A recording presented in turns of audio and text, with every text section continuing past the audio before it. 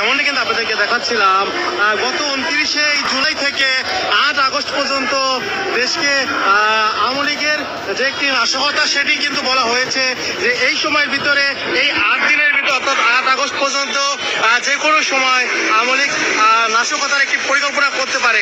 ইতিমধ্যে কিন্তু আমরা দেখতে পাচ্ছিলাম বিভিন্ন পয়েন্টে পুলিশ এবং বিজিবির যে কঠোর অবস্থান সেটি কিন্তু আমরা দেখতে পাচ্ছি। বিশেষ করে শাহবাগ, পল্টন, প্রেস ক্লাব, ঢাকার বিভিন্ন পয়েন্টে এই অবস্থান কর্মসূচিগুলো, এদের অবস্থানগুলো বেশি জোরদার করা হয়েছে। পুলিশের যে গাড়িগুলো রয়েছে সেগুলো রাখা হয়েছে, বিশেষ করে জল কামানের যে গাড়ি সেটি কিন্তু রাখা হয়েছে। আপনাদের এক কথায় বলতে গেলে অর্থাৎ 29শে জুলাই থেকে 8 আগস্ট পর্যন্ত এই সময়কে নাশকতার যে একটি পরিকল্পনা সেটি কিন্তু করতে পারে। অর্থাৎ আওয়ামী লীগ অফলাইন অনলাইনে তারা তাদের যে মিটিং সেটি কিন্তু করে যাচ্ছিল এবং এরই ধারাবাহিকতায় এই সময়কে গোয়েন্দা সংস্থার যেটি বলছেন যে এই সময়ে আওয়ামী লীগ কোনো নাশকতার পরিকল্পনা করতে পারে।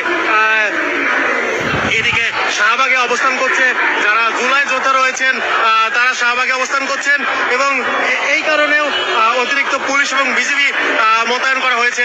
আপনাদেরকে আমরা সরাসরি দেখাচ্ছি শাহবাগ থেকে। এই শাহবাগে পুলিশ এবং বিজিবির যে কঠোর অবস্থানটি সেটি কিন্তু দেখার চেষ্টা করছি এবং আগামী 8 আগস্ট পর্যন্ত সারা বাংলাদেশেই এমন পরিস্থিতি থাকবে, অর্থাৎ আইন শৃঙ্খলা রক্ষাকারী বাহিনীর সদস্য যারা রয়েছেন তাদের এমন অবস্থান থাকবে। যেহেতু সকল পুলিশ সুপারকে সিটি এসবি থেকে চিঠি দেওয়া হয়েছে যাতে এই সময় যাতে তারা ব্যাপক প্রস্তুতি নিয়ে রাখে এবং গোয়েন্দা নজরদারি বাড়ানো হয়। পাশাপাশি মোটরসাইকেল, মাইক্রোবাস থেকে শুরু করে যে গাড়িগুলো রয়েছে সেগুলোকে তল্লাশির আওতায় আনা হয়। আর আরেকটি জিনিস জানিয়ে রাখা ভালো, সেটি হচ্ছে বিমানবন্দর থেকে শুরু করে সদরঘাট থেকে শুরু করে বিভিন্ন পয়েন্টে এই তল্লাশি জোরদার করতে বলা হয়েছে।